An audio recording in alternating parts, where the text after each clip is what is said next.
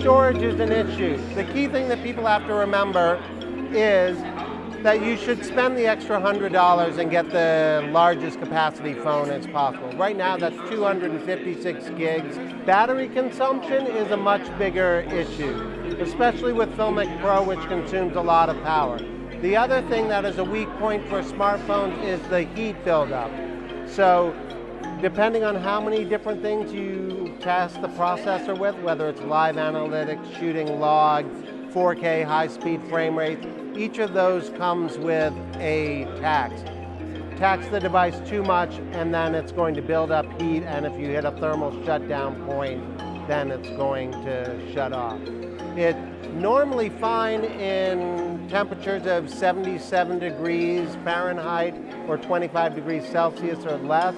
If you get above that 30 degrees Celsius or more, then you have to be concerned and take efforts to keep the device cool.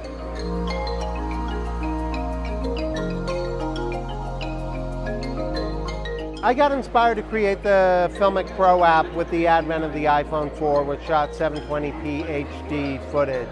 And if you work within the limitations of the device at the time, no image stabilization, rolling shutter issues, you would get beautiful, gorgeous footage. And what I found in testing it is that it's actually more fun. It's more immediate. You have a closer connection to your subject, your actor, your artist.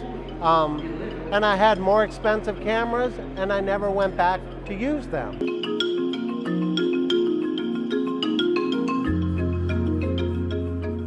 I think AR is going to be a bigger success story than VR.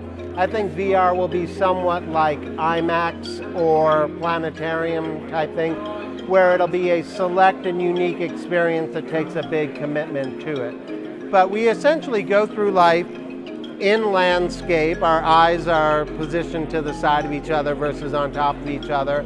And we move forward and we view the world like this. We don't continually spin around and process our environment in a 360-degree atmosphere.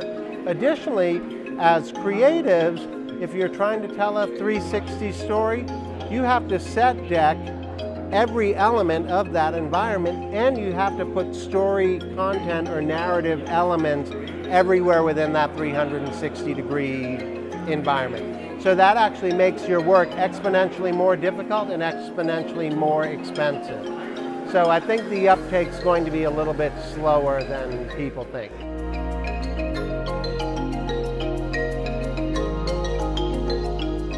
Technology is ahead of where the audience appetite is for it. Do you think the journalists are ready for this?